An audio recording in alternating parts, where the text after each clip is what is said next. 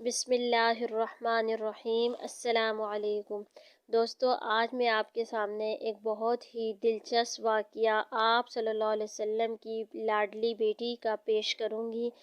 آپ صلی اللہ علیہ وسلم کی بیٹی حضرت زینب کی ہجرت اور انتقال کا مکمل واقعہ جاننے کے لیے ویڈیو کو اینڈ تک ضرور دیکھیں۔ دو جہاں کے سردار آقا نامزد حضرت محمد مصطفیٰ صلی اللہ علیہ وسلم کی سب سے بڑی صاحبزادی حضرت زینب رضی اللہ تعالی عنہا نبوت سے 10 برس پہلے، جبکہ آپ صلی اللہ علیہ وسلم کی عمر شریف 30 برس کی تھی، پیدا ہوئیں اور خالہ زاد بھائی ابو العاص بن ربیع سے نکاح ہوا۔ ہجرت کے وقت آپ صلی اللہ علیہ وسلم کے ساتھ نہ جا سکی۔ ان کے خاوند بدر کی لڑائی میں کفار کے ساتھ شریک ہوئے اور قید ہوئے۔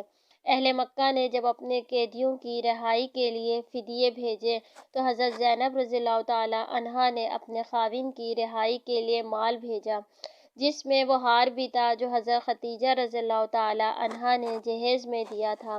نبی اکرم صلی اللہ علیہ وسلم نے اس کو دیکھا تو حضرت خدیجہ رضی اللہ تعالی عنہا کی یاد تازہ ہو گئی، اب دیدہ ہو گئے اور صحابہ کے مشورے سے یہ قرار پایا کہ ابو العاص کو بلا فدیہ اس شرط پر چھوڑ دیا جائے کہ وہ واپس جا کر حضرت زینب رضی اللہ تعالی عنہا کو مدینہ طیبہ بھیج دیں۔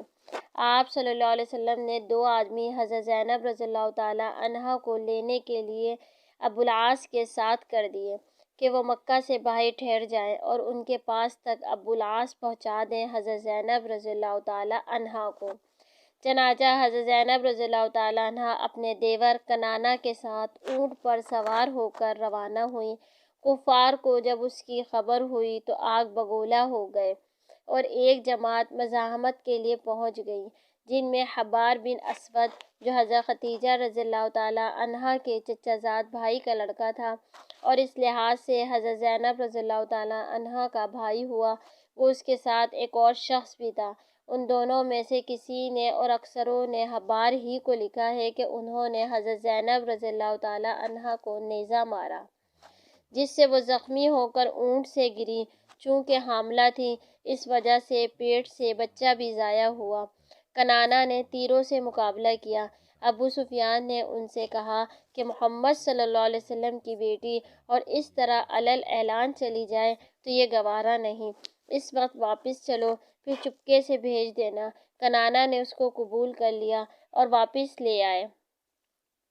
2-1 روز بعد پھر روانہ کیا۔ حضرت زینب رضی اللہ تعالی عنہا کا یہ زخم کئی سال تک رہا اور کئی سال تک اس میں بیمار رہ کر 8 ہجری میں انتقال فرمایا۔ لکھا ہے کہ آپ صلی اللہ علیہ وسلم نے ارشاد فرمایا کہ میری سب سے اچھی بیٹی تھی جو میری محبت میں ستائی گئی۔ دفن کے وقت آپ صلی اللہ علیہ وسلم خود قبر میں اترے اور دفن فرمایا۔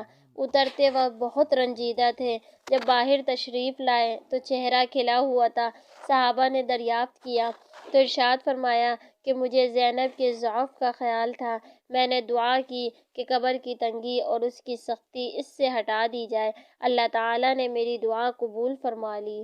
آپ صلی اللہ علیہ وسلم کی تو صاحبزادی اور دین کے خاطر اتنی مشقت اٹھائی کہ جان بھی اسی میں دی، پھر بھی قبر کی تنگی کے لیے آپ صلی اللہ علیہ وسلم کی دعا کی ضرورت پیش آئی تو سوچو مسلمانوں، ہم جیسوں کا کیا پوچھنا۔ اس لیے آدمی کو اکثر اوقات قبر کے لیے دعا کرنی چاہیے۔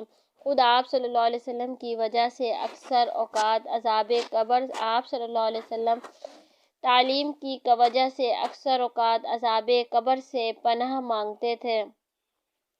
اللہم احفظنا منہ بمنک وکرمک وفضلک۔ اللہ تعالی ہم سب کو بھی قبر کے عذاب سے بچائے، آمین ثم آمین۔